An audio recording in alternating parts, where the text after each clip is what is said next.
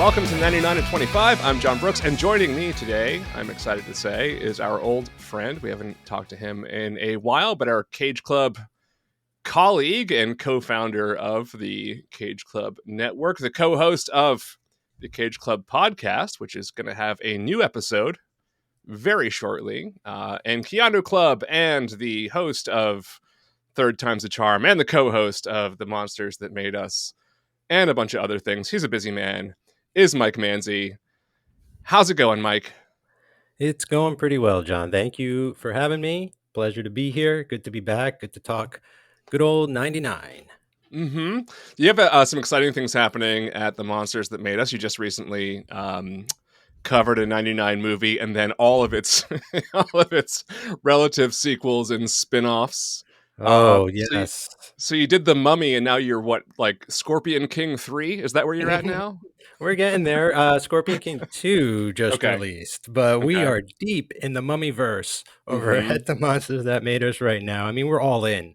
You know, we have to fill out a program of shows that last a certain amount of months. So it's been an interesting journey. You know, that first one's a lot of fun though. Yeah, I like The Rock in that. That's a good one. Oh, the first Scorpion King? The first Scorpion King. I mean, the Mummy movie's amazing. I mean, it's incredible. It's playing in theaters as we record. I hope to get there this weekend, or if I can. This big revival month, the big revival weekend.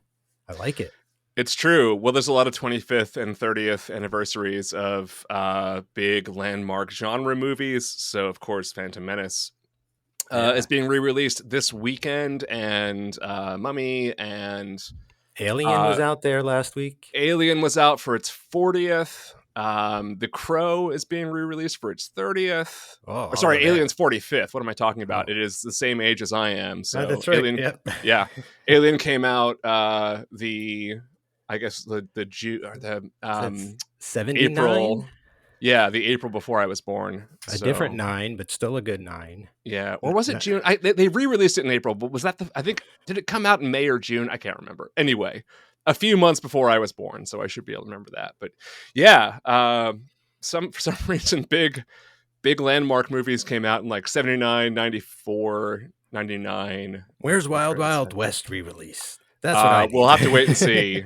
The end of the summer. No, there's been all kinds of like really cool 99 re-release stuff happening. The big ones obviously being The Mummy and The Phantom Menace being like the sort of largest reach, but like the Alamo Drafthouse has done a bunch of retrospectives and of 99 movies and that sort of thing. And and we're doing this. We're counting down the months and going over some of the highlights. So let's talk about what has been going on in the movie theater at this time 25 years ago. So on April the 23rd, just a few days following the Columbine massacre, 3 movies that we have already talked about, one very recently and one that we have not and may never. So that's Election, eXistenZ, and Pushing Tin, all 3 movies that we've done on the show. And then, curiously, the David Spade, Sophie Marceau rom-com Lost and Found was also released on April the 23rd. Remember Lost and Found? You ever seen that movie? Yeah, I saw it on VHS with my colleagues at Bennigan's when I worked there. That sounds absolutely perfect. That sounds like the ideal way of watching that movie, on VHS with Bennigan's colleagues. It seems like what the target audience for Lost and Found. Parentheses 1999. Pushing Tin always sounded like a golf movie to me. I never got that. I never saw it, so I don't get the reference. It's the movie that people get mixed up with Tin Cup, which is a golf movie. There you go. Yeah, so, I think Cheech and was it Don Johnson maybe in a Sam Raimi joint? If I'm not mistaken. That's Kevin Costner. Oh, okay. Is Tin Cup. It's Tin Cup. Well, I think Cheech might be in it too. There's a resemblance. I don't know. Yeah, I gotta look into it. Let me see who's in Tin Cup, because it's not a 99 movie, so we don't have to know these things. Oh, and it's Ron Shelton. I could have sworn that Sam Raimi did a golf movie. Maybe that was baseball. We're getting off track already. I'm sorry. We are. Yeah. So Tin Cup is Kevin Costner, Rene Russo, Don Johnson, and Cheech. You're right. They're both in it. Okay. There you go. How are you going to catch Don Johnson and Kevin Costner? Oh, they better be brothers. They better be brothers. They are not brothers, unless, I mean, they're half brothers. They have different last names in the cast. They better be list, rivals. So. I was thinking about how Lost in... So I forgot that Sophie Marceau was in 2 major American releases in 1999 as well. This and Tomorrow Never Dies, or The World Is Not Enough, rather. And then I think after that, they were just like, yeah, I guess she's not an American film star. She can go back to France and do French movies from now on. But that was pretty much it, right? It was like Braveheart and then like these 2 movies. And then we kind of lost interest in Project Let's Make Sophie Marceau America Famous. I've become sort of re-obsessed with Braveheart. I'm hearkening for a mini-series about what happens when he goes off as a young lad with his uncle and tours the world. Like, I want that show. His uncle Argyle, played by Brian Cox. Is that who you're talking about? Yeah, Brian Cox, who loves the Bible. He just he loves the Bible. He's a big Bible guy. And Napoleon. He thought Joaquin did a great job. God. Oh man, Brian Cox. When he's not doing McDonald's commercials, he is just that's what I don't get. You're doing McDonald's commercials, bro. It kind of cancels out a lot of stuff. Firing shots. No, and so anyway, Election is... That's interesting. I didn't really realize... Maybe I did. I can't remember. It's been so long since we talked about it, but that it came out 3 days after Columbine. I think... Well, okay, it had a couple of things that were going against its timing. 1, 3 days after Columbine is not a great time to have, like, a dark satire about high school. 2, of course, it is placed between... All of these movies are placed between The Matrix and The Phantom Menace, and that's just, like, not a good time for a movie to be released. It's not fair. Yeah, it should be an embargo, right? Yeah. Although I think that The Mummy came out in that space of time as well. But yeah, for a movie, an Alexander Payne comedy that was incredibly mismarketed to come out in this time frame, like, of course it failed at the box office. But I remember watching that for the first time being shocked at how dirty it is. Like, I was not prepared for the R ratedness of that movie. It caught me so off guard. I was like, oh, that kind of movie. All right, here we go. Yep. It's fucked up, but it's great. I love that movie. April the 30th, we have 2 movies that came out. Entrapment, one of the worst movies of the year, a movie that we probably will get to eventually, but Sean Connery and Catherine Zeta-Jones. Wow. Correct. Wow. Not a good movie. A movie that was really, I mean, heavily marketed based on Catherine Zeta-Jones's ass. So, like, it's sort of... Was this like... It's like an art... Is this a thief movie? It's a thief thing, It's like a heist movie. A heist movie? Yeah. Okay. I feel like it's around the time where, like, Pierce Brosnan was stealing paintings, and there's a lot of that going on around.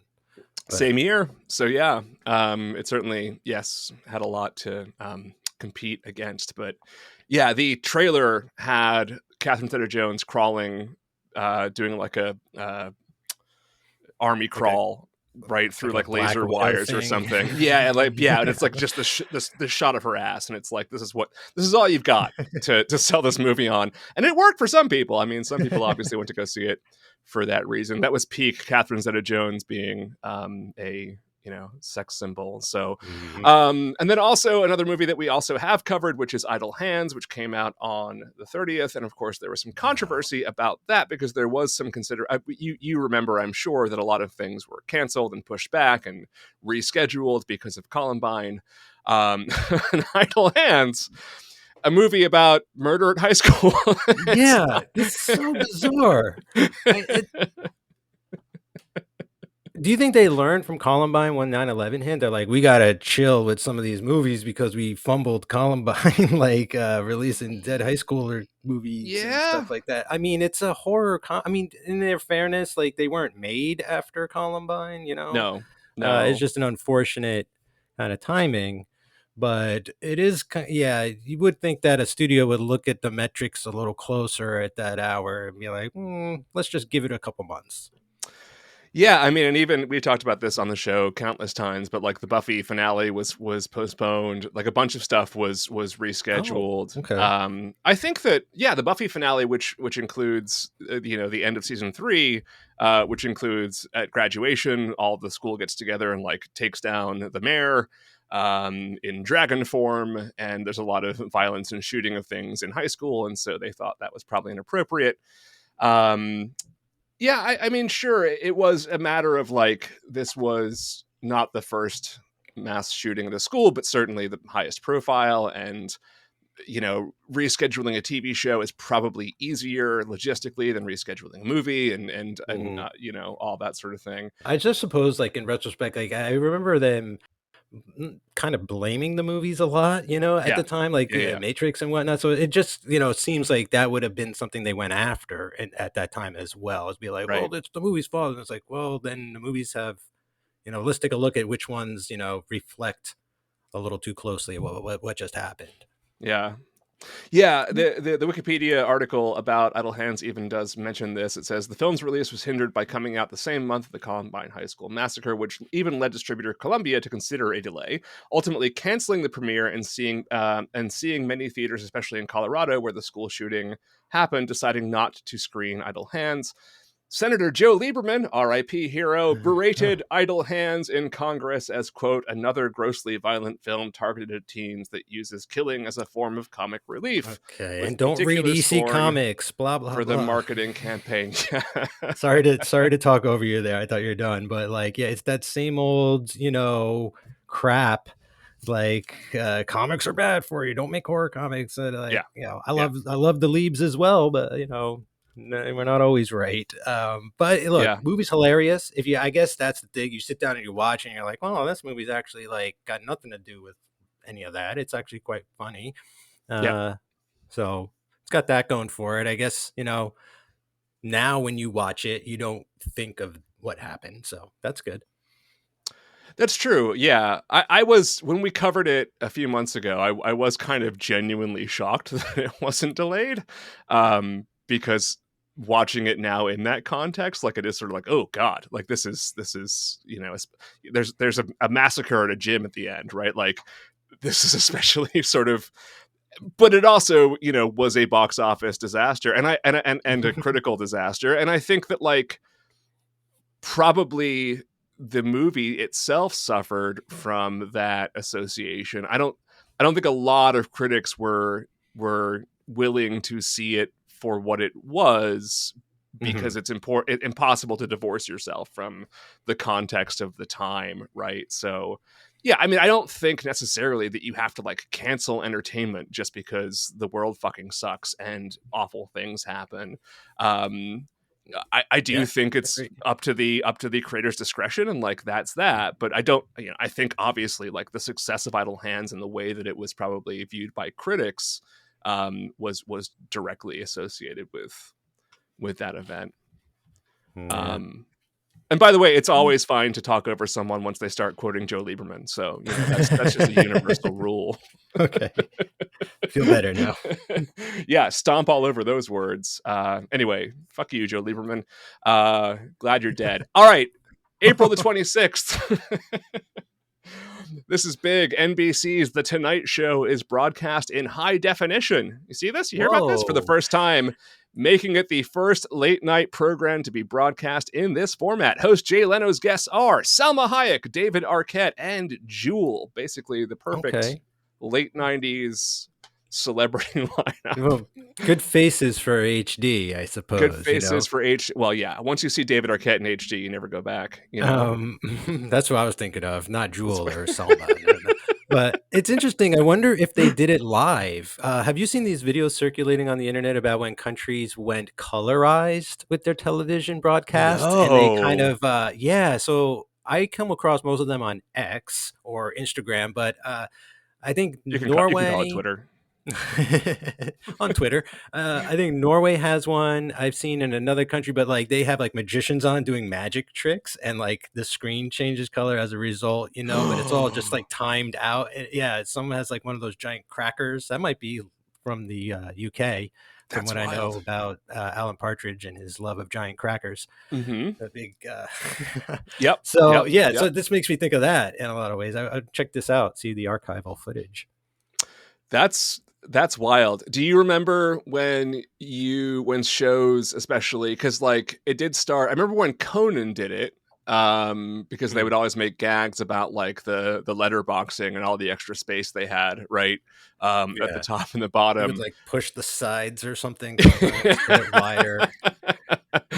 Do you remember watching late night television in letterbox format on like a crappy old square television, and how weird that was? I was definitely watching it on like a CRT, right? But like looking back, what's kind of crazy? Like I was waiting for TV to go letterbox because of like how many movies I like being a movie buff, and like tracking down letterbox versions of films. And I'm like, that's the right way. That's how we should be watching it, Yeah. So I was like really upset that America got like widescreen TVs 10 years later than Japan and all that kind of thing, because like I knew about it, but I couldn't get my hands on it. So yeah, I remember seeing black bars on a lot of stuff back in the day, and just couldn't wait to get that rectangle instead of that square. Yeah, I remember working at a video store, and I would have like people very angrily returning like a DVD or something, being like, "It's letterbox and I hate that." And I'm like, "But that's the way you're supposed to watch the." Like, they just think it's like, I don't know what they think it is, that they think it's like inferior because it's smaller. And I'm like, no, but you see more of the actual movie. Yeah. Right. Like, I can't stand it. I'm like, well, that's not really get a bigger TV. It's not my fucking problem. Like, they feel cheated because it's not filling the screen, and they can't understand that they're missing part of the film. Like, so I worked at Tower Video for a very short period of time, and they had like a chart. They had, because I think at the time it was laser discs and VHS. I don't even think DVDs were out when I was working at Tower. Might have been pre-99, So there was like there was always the sample was from Ghostbusters. It was the end, and it was like, this is what you see on a regular DVD or regular VHS, and here's what you see on a laser disc. And and I remember seeing that at a very young age, being like, oh shit, like we're getting cheated. Yeah, like we're not seeing the movie. So I had like the opposite effect. Yeah, we had one of those at the store. It was like a little chart to explain to you why, and it was from Jaws. It was a scene from Jaws that we had, right? So it was like, here's what you get in pan and scan, and here's what you get. Here's, if you put up with the black boxes, like here's what you see. That's so much more, Dude, pan and scan is just, when you know it and see it, it's just misery. It's almost like unbelievable that we used to just be okay watching movies that way. It's like, and most of the movies that I saw growing up, like that's how I saw them, and it's so weird. I truly understand the cave allegory now. It's like once you once you get past the shadows and see what's causing them. Plato was so ahead of his time in predicting pan and scan. Anyhow, all right.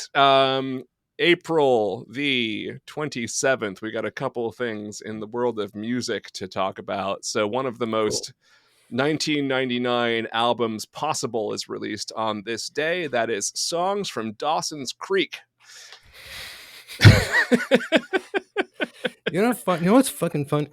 Do we curse on here? Oh, yeah, all the time. So what's really fucking funny about Dawson's Creek is I remember watching that show and being like, I don't understand this Dawson at all. Like, who is this much into movies? Who wants to be a director? Cut to like 10 years, Spielberg. Yeah. Cut to 10 years later, where like I'm trying to break into the film industry, where I was like, I totally understand Dawson now. I totally get Dawson. Like, it was the weirdest flip of like, that was so funny.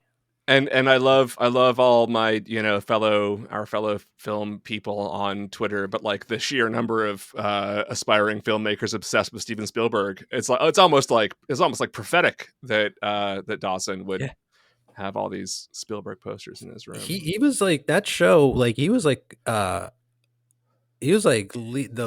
cutting edge Dawson as a character, as like being sort of like proud to be like a cinephile or all, and like I didn't quite understand, like at the time. I was like, now looking back, I was like, Dawson was like, he had like a Criterion collection that was like probably to the roof, like the movies Dawson is making now, where's that movie? Yeah, well, and also like the Dawson's Creek was envisioned initially as a semi-autobiographical story of Kevin Williamson, who wrote Scream and wrote and created Dawson's Creek. And so the Dawson's like cinephilia. Is that a word? That sounds like a word. Dawson's cinephilia and Spielberg obsession is like taken directly from Kevin Williamson's own same. So that's like just a biographical element. Of course, then after like the first season, it devolved into just like a ridiculous teen soap opera. But it was pretty grounded in the first season and felt sort of, you know, like you could see how this could someone's actual life kind of being dramatized. As a character trait too, I thought it was interesting. It was kind of like, in a way, like a Doogie Howser thing of like this guy who's like kind of this weird outsider, and that he's into something that like none of the other kids are really into at all, and he's got like such advanced knowledge of it, and when he tries to explain it, people look at him like he's from Mars or something like that. And there was something very relatable about that type of character, and I don't think there were a lot of those characters at the time being portrayed on screen. You know, for whatever reason, in whatever ways, but yeah, and then a lot of good actors came from that show. They sure did. And like the best one is probably the one you least likely suspect. Well, the two best actually, I think, in Michelle Williams and Joshua Jackson, both have emerged as pretty remarkable actors. Especially Michelle Williams is just an incredible actor.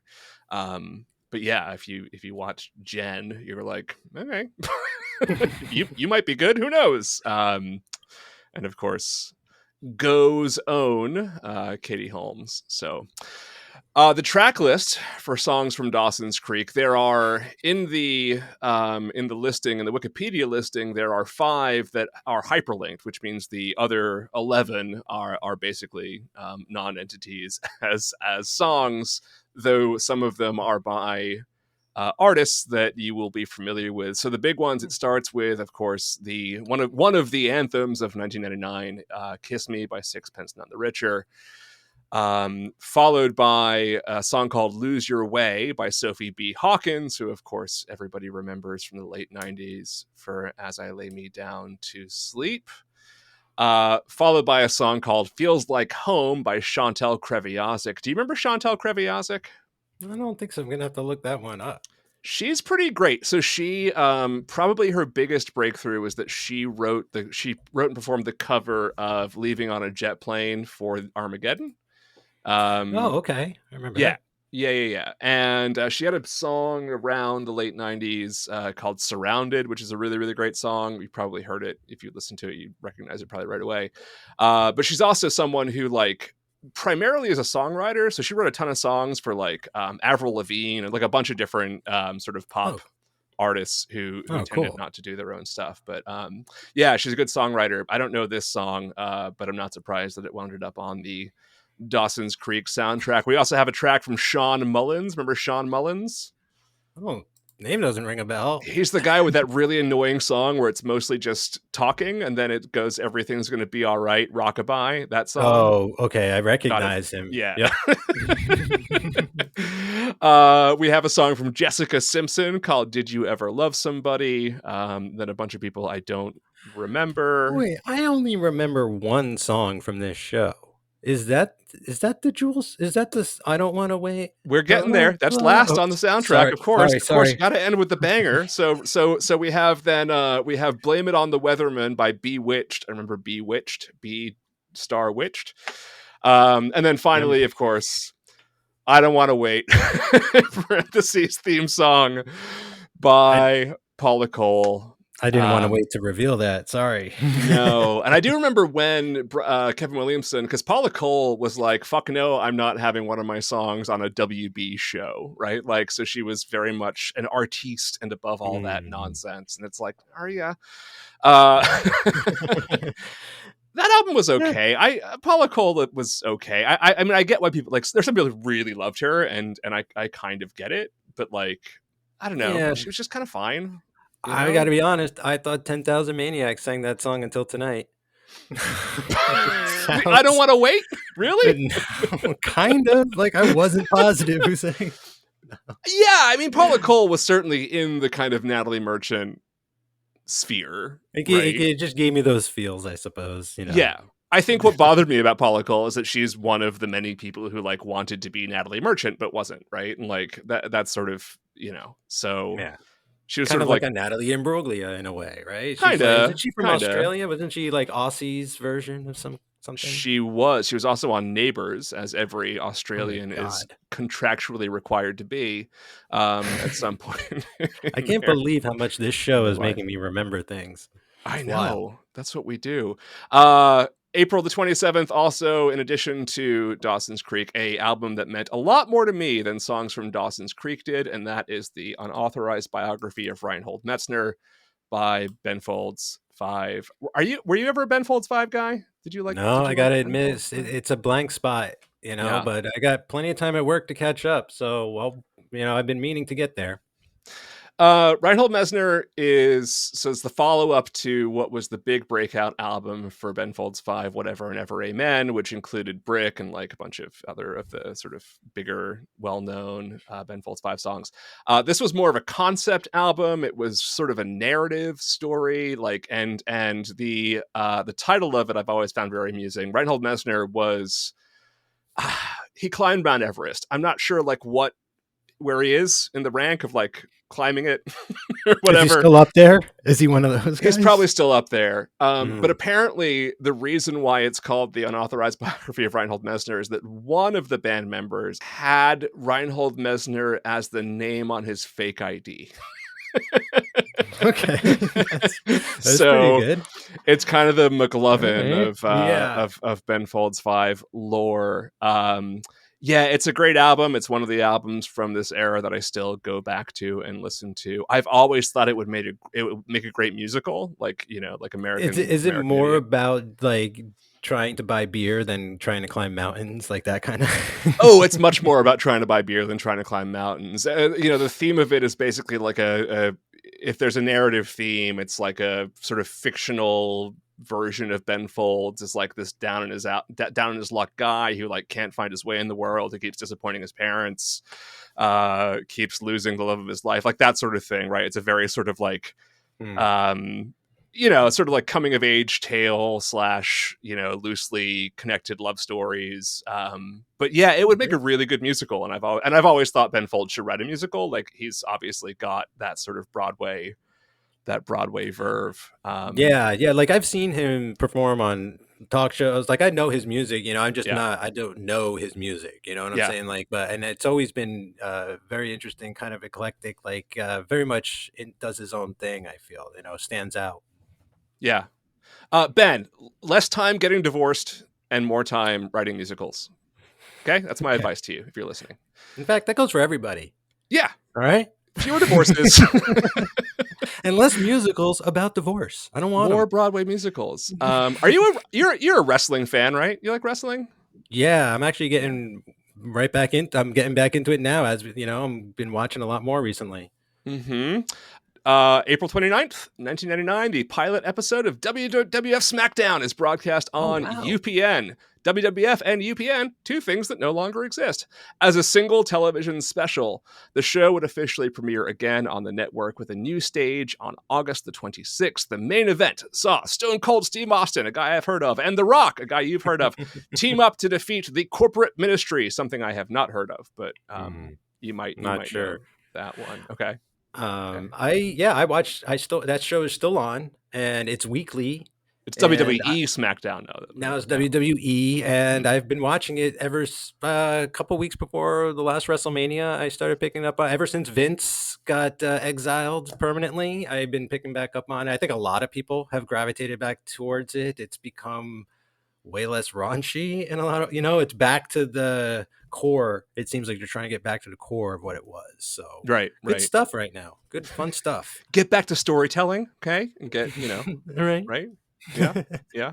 I never I don't know what it is. It's one of those things. Like I think everybody has the sort of like subculture blind spot or whatever. Like for me, it's like I could never get into wrestling and I could never get into anime, and people have tried on both accounts to like get me into those things, and I can't do it. Like, and I really like so many people that I know and love, like really love professional wrestling and like are like historians of it, and like that's great, and like I want to also kind of like appreciate what they appreciate, but like I can't, but I still I never, you know, I don't speak ill of it. You know, anime is one of those things where like, yeah, like the odd thing here and there, you know, I like my Princess Mononoke and you know my Miyazaki, Akira's, but even like Miyazaki in general, like I'm not super over the moon about Miyazaki. I hear you. I know they're not all they're not all great, but like I'm with you with that. With anime, I'm very selective, but when I find something I like, I kind of go all in on it, and you know, there's like, what's cool about that is there's limited series that you can get into, and like you can just watch a movie. Like there's certain movies that are really cool and stuff. But I feel with the anime, the wrestling, I think it was more growing up with brothers who were suplexing me onto the couch, and you know, it was always on, and we had the toys and stuff. So I was just by osmosis, I became a wrestling fan. And you know, back in the 80s, you were there. Like I you know, I get the appeal and why it's not appealing, but like it was so colorful, and it was almost like superheroes, like people in comic books on TV. I think that's what I really loved, the Legion of Doom, and they were like they came out of Mad Max or something. So it was kind of fun as a kid being like, I'm allowed to watch this violence, like I'm gonna get behind this. I think I basically wasn't allowed to watch the violence. Like I'm not sure. Like if I was watching professional wrestling, like I don't think my parents would like run into the room and turn it off or whatever. But I think it was basically like not. I don't know. I don't think it was frowned upon or whatever. I don't know. It just wasn't like. Wasn't into it. I could also like I could tell that it was fake, and I know that for a lot of people that's like part of the appeal. It's like it's the staging of it that it's like that's cool. It's like watching a good action sequence being staged, but like. I don't know. I have a real nose for like artifice, and I was like, this is fake, right? When I was like 8, so and just people yelling at me, like, stop yelling at me, The Undertaker. Like I didn't do anything to you. Yell at me in the cutscenes. Everyone's so angry. Why is everyone so angry? What did I do? All right. Lastly, getting back to Columbine, this is an interesting little nugget of history. On April the 30th, Columbine High School shooting victim Lance Kirkland gets a 30-minute visit from his favorite band, Aerosmith, in a Colorado hospital before they performed a concert in Denver, Colorado. Kirkland, who we mentioned in the last episode, was shot 5 times, including a shotgun blast to the face.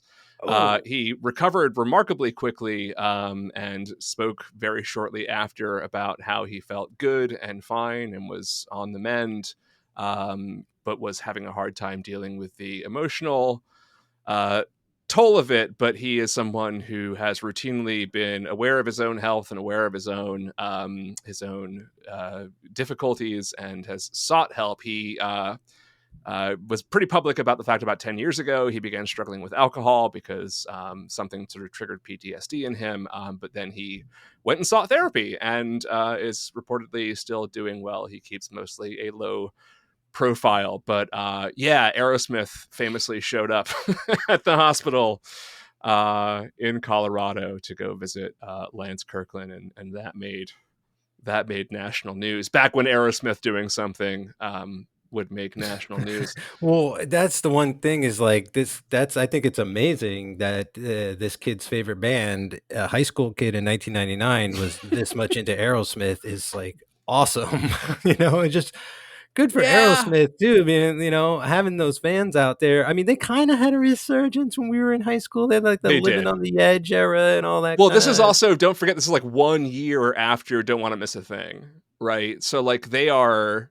That's, I mean, it's not an Aerosmith song. It's as popular as they're going to be, though, right? Yeah. It's a Diane Warren anthem. Like they didn't write it, but like it made them everywhere, and I think it made people go back and listen to things like, you know, Sweet Emotion and like Diane Warren, the Alicia Silverstone trilogy, and like that was amazing. That was incredible.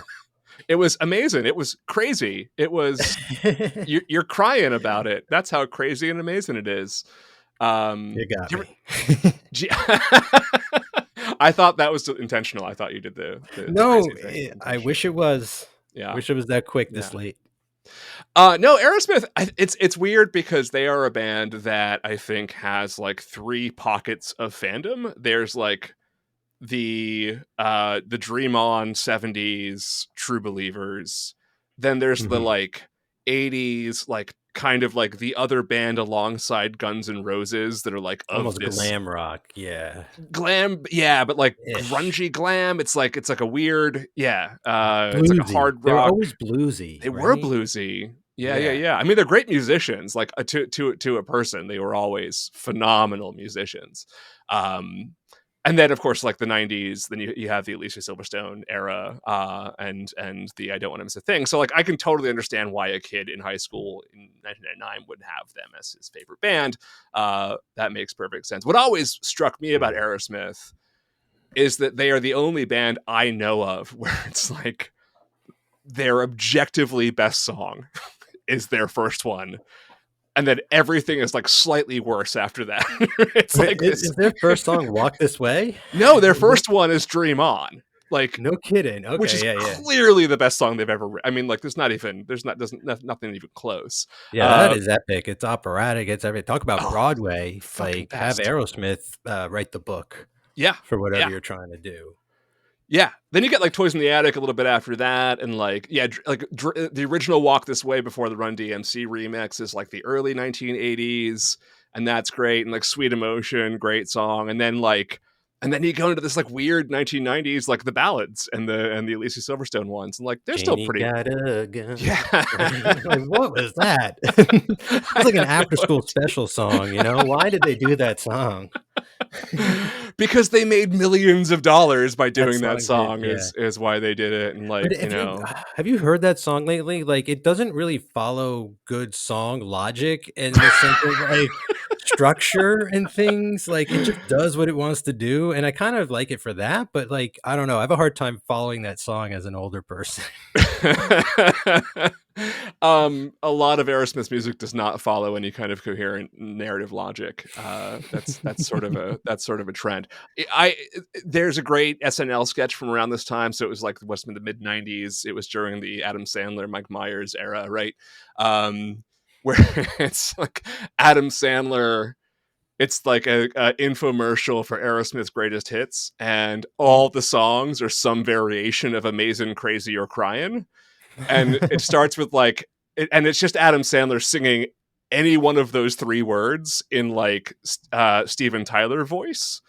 So it starts with like hits like Crazy, and it's just him being like crazy, crazy, and it's all he sings. And then it goes like and Amazing and Crying, and then it's like and Amazing Crazy and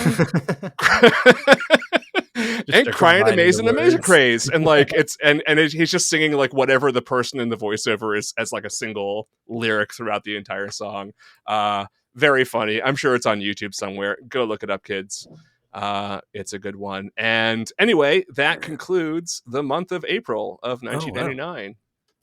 And we're about to get into May, and May is a big month in 1999 history for better reasons than April is. Because April is a big month for shitty reasons. But, ended on had a dark note there. Yes, but that means we get to have Star Wars content coming up. We've got like the release of the Duel of the Fates single and all kinds of I'm not going to be around to talk about that or anything. So if I could just say one thing about Star Wars Phantom Menace coming out, at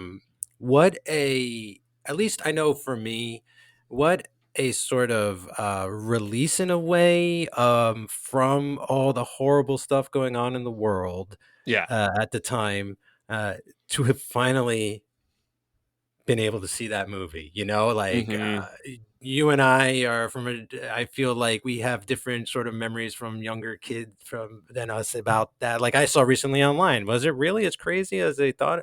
Yeah, it's crazier than you could probably imagine. And it was just, thank goodness that movie came out like when it did. That's all I kind of want to say about that. You mean in light of everything else that was going on, or before we had like social media to make Ahmed Best's life even worse? Both for sure. I mean, Simon Pegg did his part to, as well to, for whatever. But like, no, I just mean like, like it couldn't really, like, it might seem like bad timing, but it was kind of those moments where it's like we needed something like the whole world could kind of get together culturally and recognize something good instead of after something so bad. Yeah, and there were, of course, like an entire generation of like Star Wars TM fans, because at the time, like Star Wars fans were people who were in their 30s who'd seen A New Hope in theaters when they were adolescents like a gajillion times, and so they got to have sort of the monopoly on opinions, and they did not like The Phantom Menace, and they wanted everybody to know about it. But in the meantime, like a bunch of us who were like, this is just a joyful, cool movie with an incredible lightsaber fight and amazing music, and I'm going to go watch it a jillion times. And by the way, it made a unspeakable amount of money, and everybody was making fun of it and also like buying all the toys and loving it at the same time. And an entire generation of young people was like, this is my Star Wars movie. And now they do the same thing to the sequels. They're like, well, this is not Star Wars, this where's all the midi-chlorians? I don't care. I like it all. I like it all. I might be on various levels, but I like it all. Yep. I like some better than others, but like there is no bad Star Wars. It's like bad pizza. It just doesn't exist. There's plenty of room in the galaxy, right? There is. All right, before we go, what's coming up for you? Anything you want to so just quickly, because Joey and I had a bit of an unplanned hiatus with some of our shows, but we're back at it, catching up. We just, as you mentioned at the top of the show, recorded a new episode of CageClub, the first show. That will be for Dream Scenario. That's coming out. That'll probably be out within a day or two of this recording. Dan and I with The Monsters That Made Us, the last Friday of every month. We also mentioned that earlier. We are in a mummy hole at the moment, and so you can listen to our Scorpion King Part 2 episode, direct to video Scorpion King prequel movie. And next will be The Wolfman with Benicio del Toro, so no fear. We're gonna get to some good movies too again. Cool. And me and Brian Rodriguez do a show called Uncle Francis's Wine Cellar, where we talk about the movies. And sort of about that one. It's turned into like just the life of Francis Ford Coppola, but right now we're working our way through The Godfather, the novel. So go check that out. And I think those are probably the most noteworthy shows at the moment. Cool. I'll be interested to see what you have to say about the Benicio del Toro Wolfman. Yeah. That's a. Anyway, we'll see. We'll see what they say. Tune in. Interesting movie. I don't know what I'm going to say. We haven't recorded it yet, so it is quite divisive, and I genuinely don't know how I feel about it. It's been a long time, so maybe I should rewatch it before I listen to your episode. But all right, great, Mike. Thanks so much. Fun to have you on, and we'll have you back soon. Jen and I will be back next week with a new episode. Until then,